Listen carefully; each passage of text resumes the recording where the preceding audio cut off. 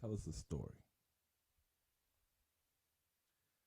Tell us, I don't know, inspirational story, funny story. You know, we want to get more into you. All right. You know, tell us a story that you just, oh man, you just love telling, or tell us something that nobody knows. All right. But let's get entertained. I mean, when I started getting into music, I mean, I grew up in a Hispanic family, so like it was more of a Hispanic? What are you, Puerto Rican? Puerto Rican. Started. I was in the family that was just more influenced to go to school, go to college, and get a job that way. I wanted to go that route, but I just didn't see myself going that route, and so like. Beginning of my music career, reason why I was considered a hobby is because it was like a constant battle. So every time I have a beat or some music, I'll show it to my brothers, or something like that. But I wouldn't let my parents know I was doing studio time because they feel like I was wasting my time. So it was just always constant battle. And when I have a new song, they would hear it, and then if there's curse words and stuff, they would not like it. But it was just always that little constant battle, and then. Eventually, I started getting, some good publicity. I got hooked up with a gig to do a Miss Martial Arts fight, to perform there, not fight there. That'd be pretty cool too. And what year was this? This was, say 2017. I would say about 3 years ago.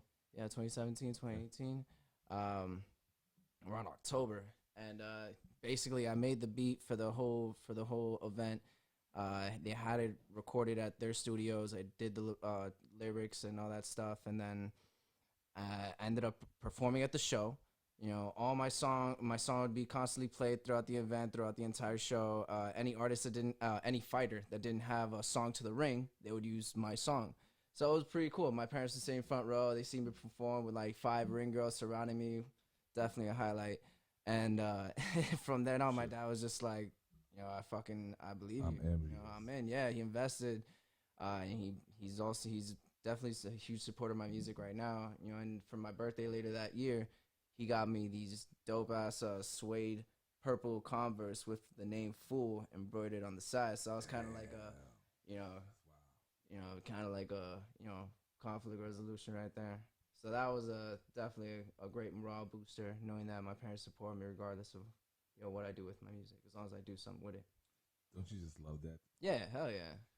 Don't you just love taking someone's like vision of you, and it's negative? Not saying they're trying to put you down on like that. They just they see a long run, and then they actually see you at work, and then like, oh shit. And it was the same thing with my brothers too. Like they thought it was just like shits and giggles or just a little hobby that just was like or a phase.